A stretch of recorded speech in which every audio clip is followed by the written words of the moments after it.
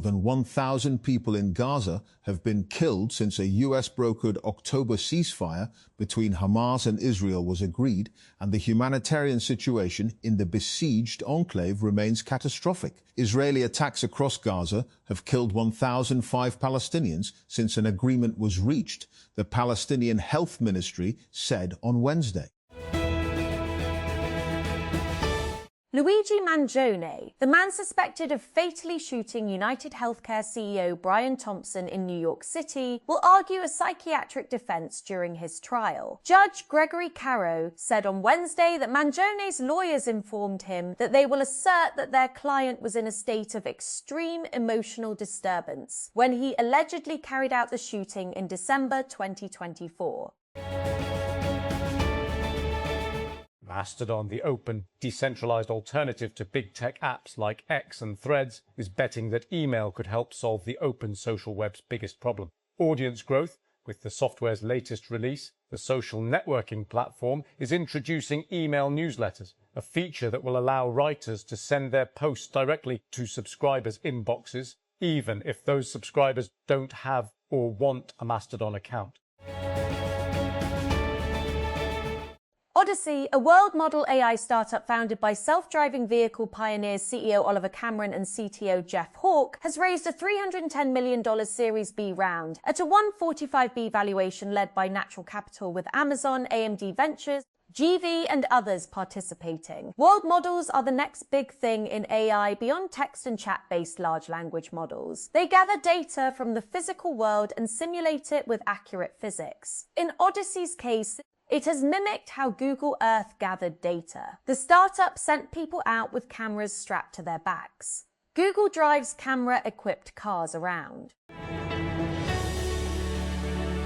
The Pakistan Telecommunication Authority, PTA, has advised citizens to ensure that SIM cards registered under deceased persons are either transferred to eligible legal heirs or blocked through the official change of ownership procedure. The authority said the step is necessary to prevent misuse of mobile connections and to maintain lawful use of telecom services.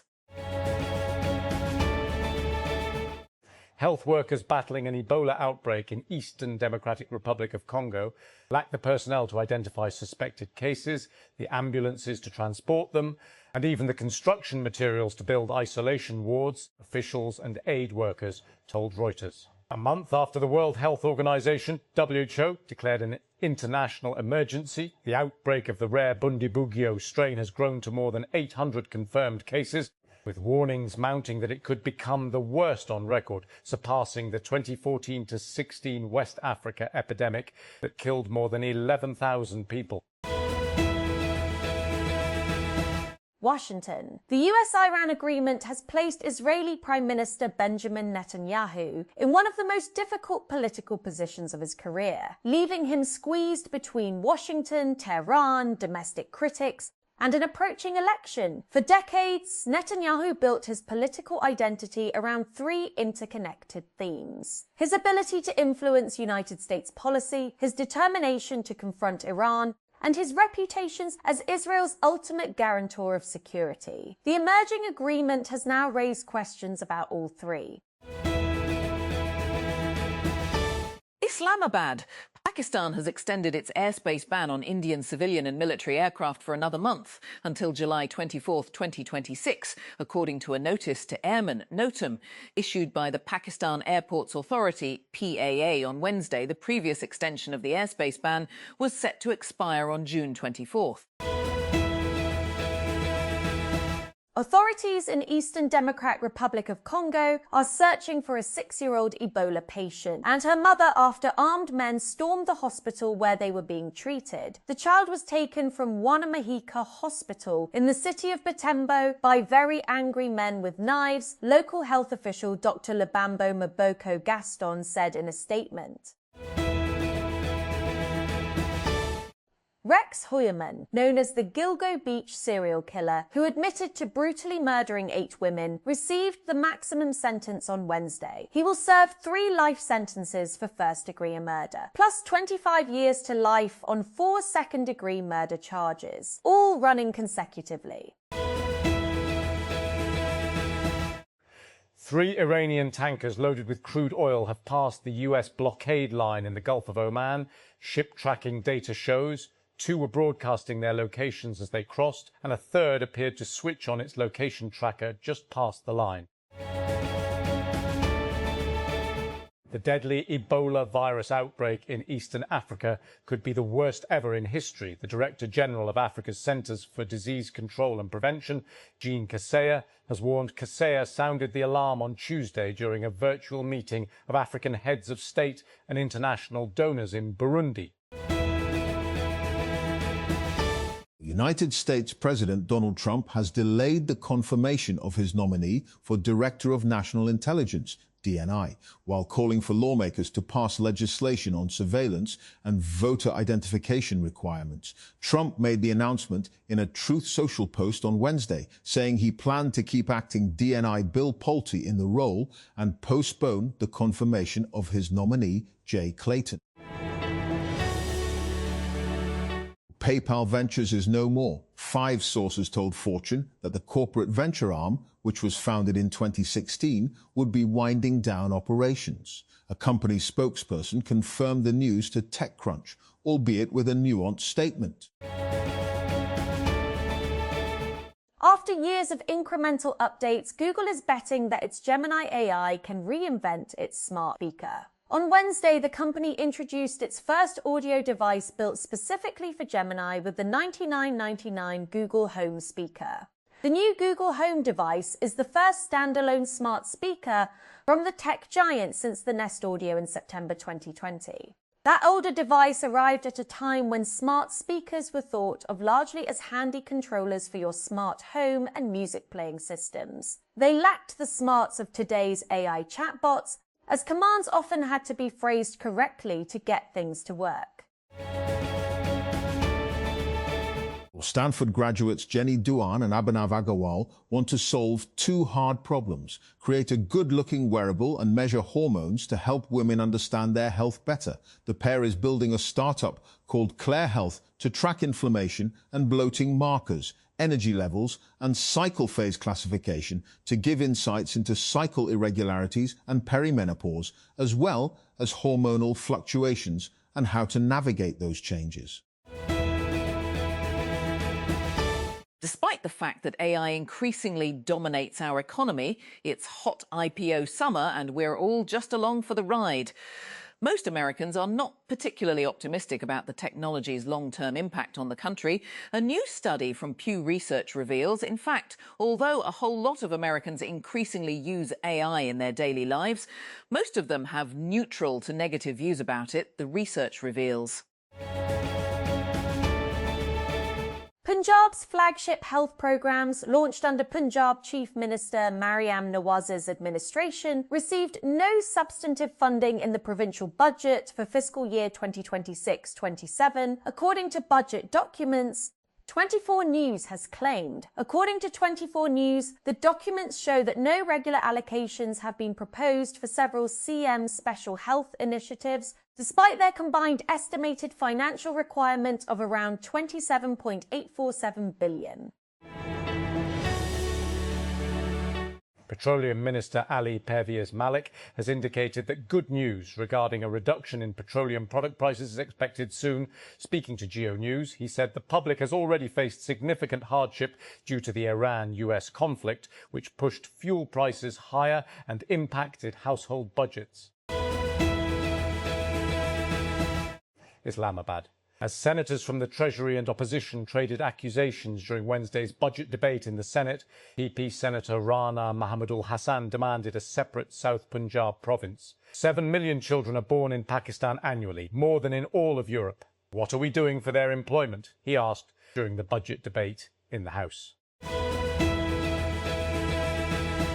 Islamabad. While the PTI leadership distanced itself from the call to gather 10,000 people outside Adiala jail on Tuesday, claiming that National Assembly opposition leader Mahmood Khan Achaksai did not inform them, The TTAP spokesperson rejected the claim. PTI founder Imran Khan's sister Alima Khan claimed a day earlier that she was approached by Achakzai and told that 10 Susan people could gather outside Rawalpindi's Adiala jail, where the party founder is incarcerated, if a time was provided. Beirut, Lebanon on June 6. Lebanon's second airport received a flight carrying a number of officials, including Prime Minister Nawaf Salam. For decades, Lebanon has had to rely on what was the country's sole airport, just south of Beirut. But the June 6 flight marked the reopening of the Renei Mawad Airport in the northern Lebanese town of Klayat, which officials hope will be a second hub for the country's international travel, with prospective flights to Dubai, Istanbul, and a second location in Turkey. Ceasefire has been reached. The Strait of Hormuz is reopening. Markets are moving. But Israel is still fighting. Iran's nuclear program is unresolved, and the hardest talks haven't even started. What does this deal actually mean? In this episode, when Tony Fadell entered New York City's 28th Street subway station, he did not expect to come face-to-face with an advertisement for a product he designed over 20 years ago. But there it was. A 5x4-foot poster promoting the iPod Shuffle, luring passers-by with the promise of zero screen time. The first thing was, I thought, wait a second, did somebody not change the ad? Fadell, known as the father of the iPod, told TechCrunch.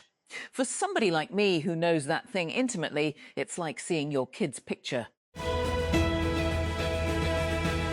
Traffic-related fatalities in Karachi have declined by nearly 30% over the past 6 months, following the introduction of modern traffic monitoring and management measures, according to DIG traffic peer Mohammed Shah, speaking at the Karangi Association of Trade and Industry. Shah said 308 fatal traffic accidents were recorded during the period this year, compared to 447 during the same period last year.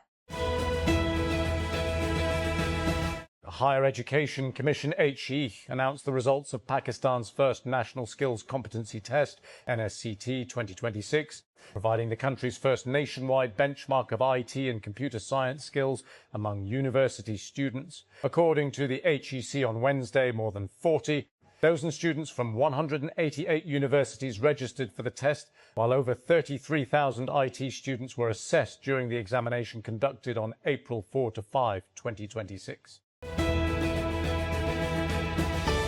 Lahore PMLN President Nawaz Sharif on Wednesday expressed concern over the political situation in Azad Jammu and Kashmir, AJK, urging protesters to end sit-ins and demonstrations and engage in meaningful dialogue with the government. Under the Interim Constitution Act of 1974, the people of AJK enjoy full civil liberties and democratic rights. I urge them to end sit-ins and protests and instead engage in meaningful dialogue, the elder Sharif said at a meeting in Lahore on Wednesday convened to deliberate the political and administrative situation in Kashmir.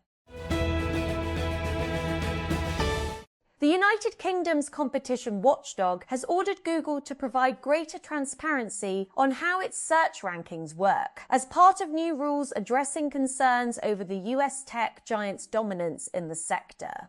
The Competition and Markets Authority, CMA, on Wednesday said Google must rank organic search results using objective criteria, increase transparency around rankings, introduce clearer complaint processes and allow users to transfer their search data to authorized third parties.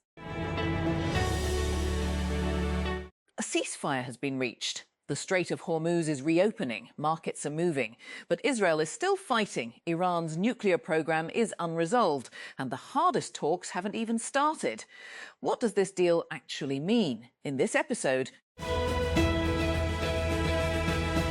Telegram messaging app has challenged an Indian government order that temporarily blocked access to its platform to prevent exam fraud, claiming in a New Delhi court that the measure is unconstitutional and amounts to a disproportionate restriction on free speech. The extraordinary order came into effect on Tuesday in an attempt to curb channels claiming to have obtained examination papers in advance, but has prompted a debate over the use of such blanket bans.